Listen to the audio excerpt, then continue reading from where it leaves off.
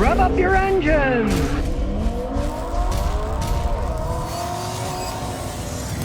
LJ Cosa, Scotty, what do you think about Biden's obsession with EVs? Well, I've talked about it. You know, everybody's into this green stuff. It's not as green as you think it is. If they really want to do that, they need to have an obsession of making clean power plants to create electricity. But they'll never talk about that because that's trillions of dollars of infrastructure that nobody wants to spend money on.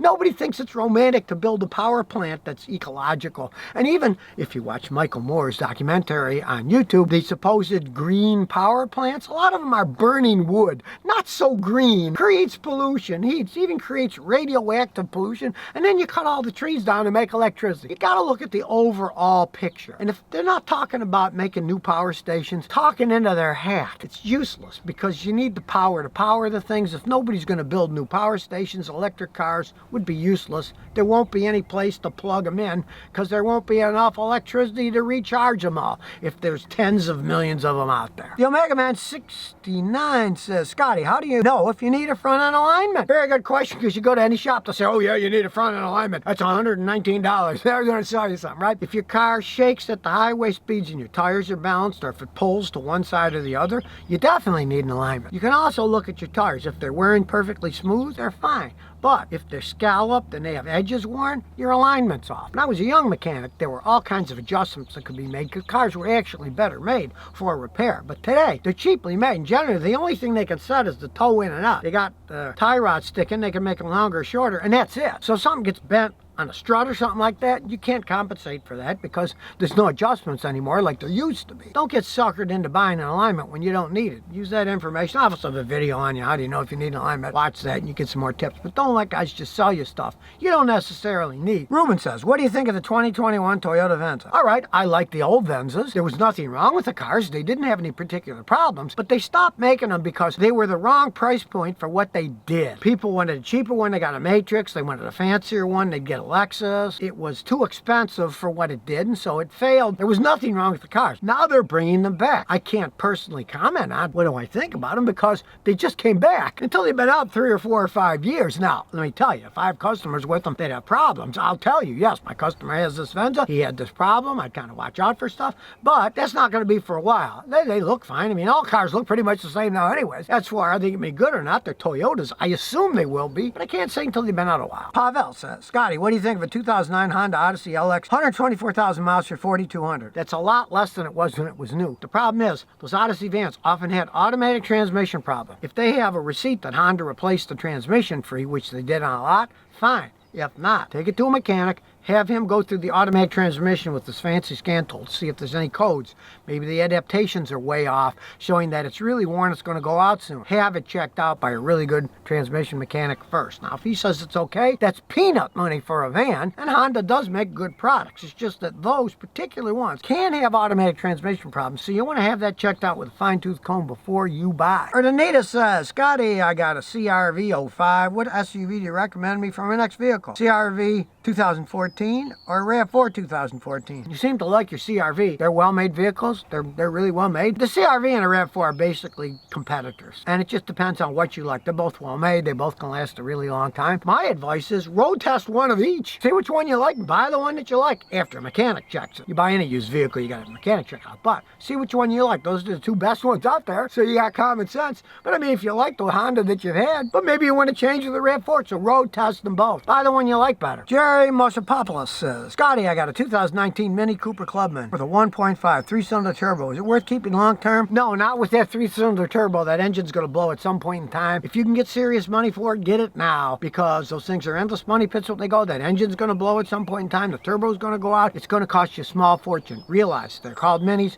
BMW makes them. The parts are outrageously expensive. You don't want to get stuck with the big repairs yourself. If you can get serious money for it, sell it now. Now, if nobody wants to buy it for hardly anything, drive it till the wheels fall off. But if you can get money now before it turns into a money pit. Jeff Holland says, what do you think about direct/port injection systems? Do you think they'll be more reliable? They're much more complex. So I don't think they'll be as reliable as the old simple port system. The reason they have the direct injection is for more power, better gas mileage. But you can build up carbon in the engine on a valve. Toyota has got one of the new modern ones where it's got, if it's a 4-cylinder engine, 4 port injectors and 4 GDI injectors. That system is so complex. I know how it works. I'm a mechanic. But I'll tell you, eventually everything breaks. So when those systems break, they are going to be absolute wahoo stinkers to figure out how to repair them with all that complexity. Because it's not like, well, when it's cold, it does this. When it's hot, it does that. It mixes them all the time. It is almost as complex as a hybrid car that's got a gas motor and an electric motor. But I guarantee you, when they do break, they're going to cost a fortune to repair. David Smith says, hope your cat is okay. Our cat is back in Tennessee. My son and daughter-in-law are petting it and letting it outside so it can run and go by the swimming pool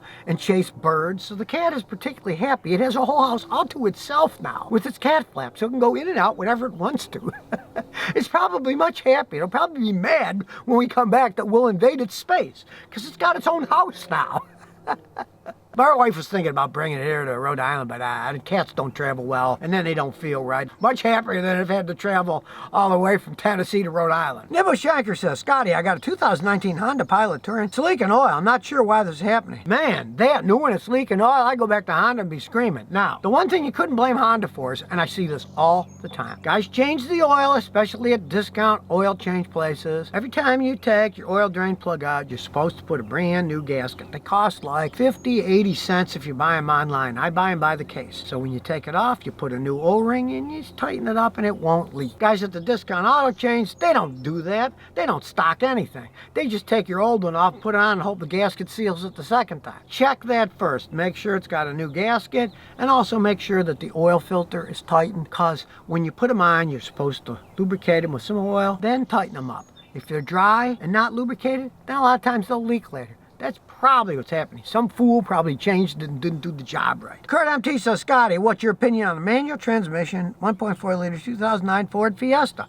They're discount cars, but it's a standard transmission. They're kind of fun to drive around. Their automatic transmissions were garbage. The Ford's got to buy some of them back because the thing's broke all the time. But with a manual transmission, those things are fun to drive around. In England, the kids love them because they're zippy and they can go all over the place in them. So, with the manual transmission, that can be fun to drive around. It's 12 years old, soon to be 13. If you're going to buy one, don't pay much. You can get them dirt cheap. Guys in Tennessee, they buy those things all the time for maybe $900, $1,000, and they're fun toys with a standard. Ciola says, how long will my 2019 Lincoln MKC last if I take care of it? It's a turbocharged 4-cylinder. Don't tow stuff with it. That'll last long. I don't care what they say. Change the oil and filter every 5,000 miles and use full synthetic oil. You never know how long it's going to last. Don't accelerate like a maniac all the time. The more that turbocharger spools up and boosts the engine, the faster it's going to wear out. Main thing is change the oil every 5,000 miles. Use high quality, full synthetic oil.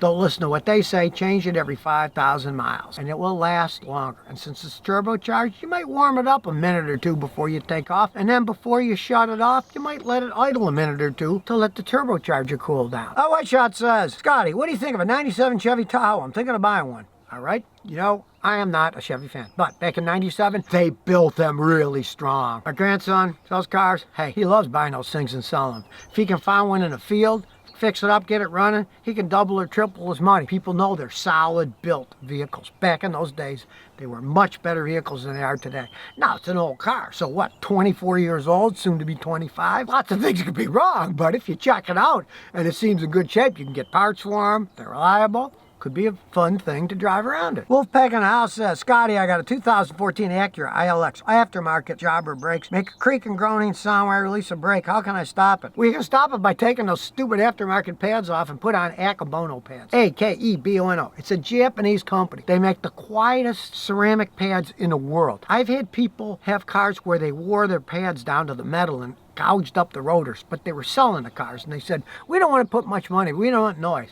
I said, well, if you want, buy some Akebono pads, I'll put them on. Even without changing the rotors, they might not make noise. I do that, and they don't make noise, and they sell them, and they don't care. Change the pads. Don't put cheap pads on if you don't like noise. I ask all my customers, what do you care about noise in your brakes? If you don't like noise, buy the ones that cost 25 bucks more. They won't make any noise. Don't go cheap if you don't like noise. If you don't care about noise, buy the cheapest ones you want. But if you care about noise, get the better ones like Akebono. Corned Beef says, Scotty, tell us a story about World War II. Hey, how old do you think I am? I was born in 1953. I wasn't even around in World War II. I can't tell any stories about that, I'm not that old, I mean, maybe I was looking older, I don't know. I wasn't around in World War II. I was minus 8 years old when World War II ended, so I'm not that old. I wasn't around in World War II. So if you never want to miss another one of my new car repair videos, remember to ring that bell.